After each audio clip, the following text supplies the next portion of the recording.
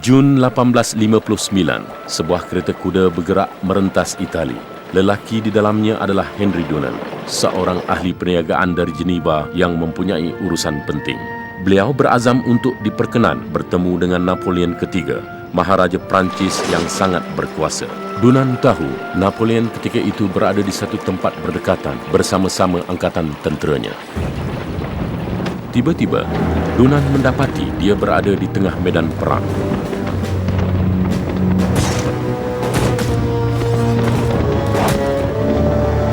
Dunant merasa sangat gerun.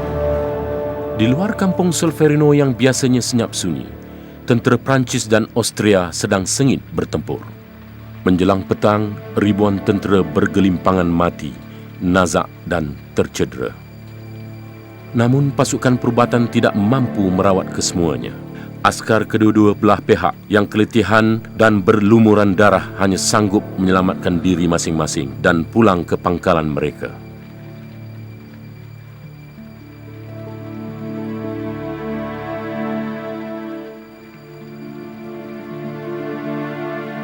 Dunant melupakan semua urusan lain. Bantuan amat diperlukan. Dengan keazaman, beliau membuka satu hospital sementara di sebuah gereja di kampung itu, di mana mereka yang nazak dan tercedera diberi jagaan dalam suasana tenang dan sepi. Beliau dibantu kaum wanita dan warga tua kampung tersebut yang berusaha sedaya upaya mereka.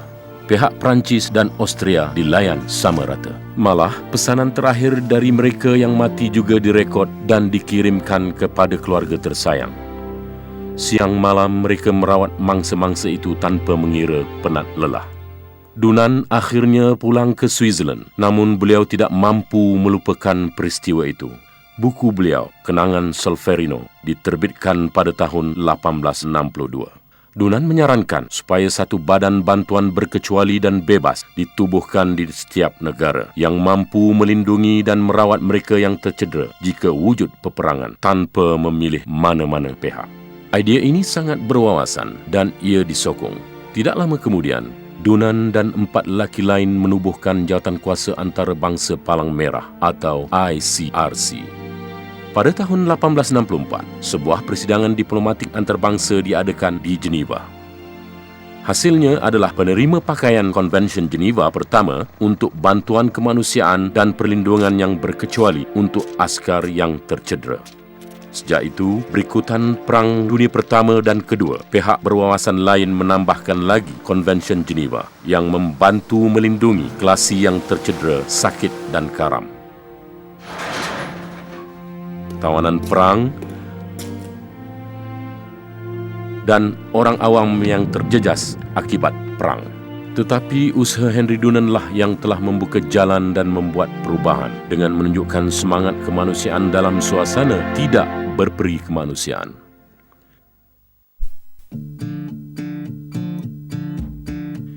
Kini terdapat hampir 200 negara yang menandatangani Konvensyen Geneva, iaitu teras kepada Undang-Undang Kemanusiaan Antarabangsa atau UUKA.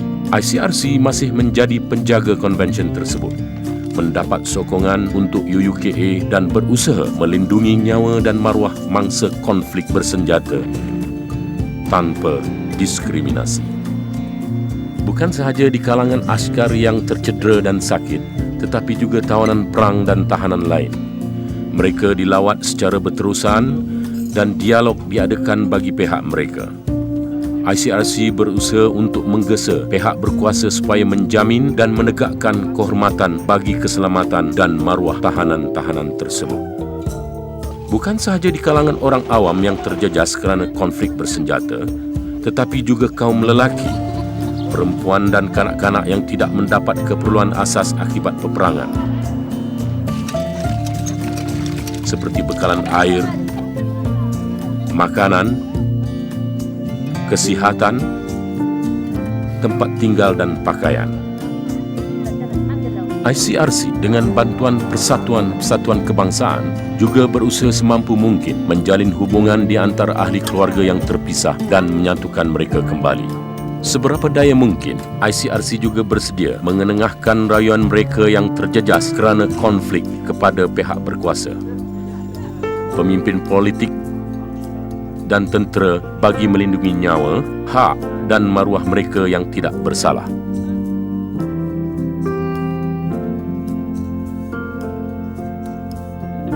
Kini terdapat lebih dari 180 persatuan kebangsaan Palang Merah dan Bulan Sabit Merah di seluruh dunia.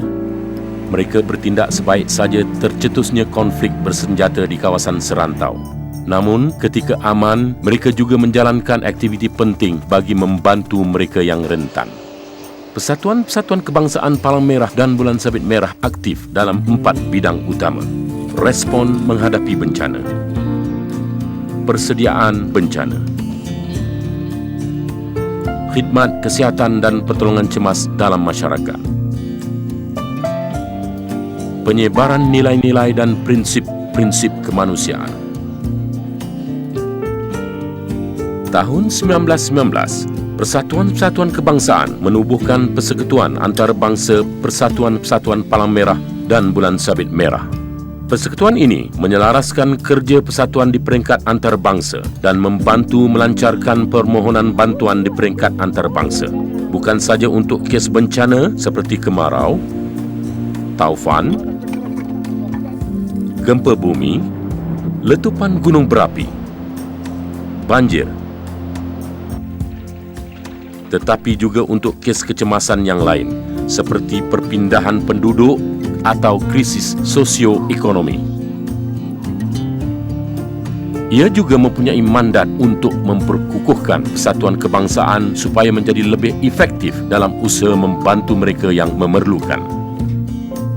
Saat ini, jutaan staf dan sukarelawan Palang Merah dan Bulan Sabit Merah berganding bahu untuk meredakan ketakutan, mencegah kelaparan dan membekalkan keperluan. Mereka menjayakan idea Bernas. Henry Dunan.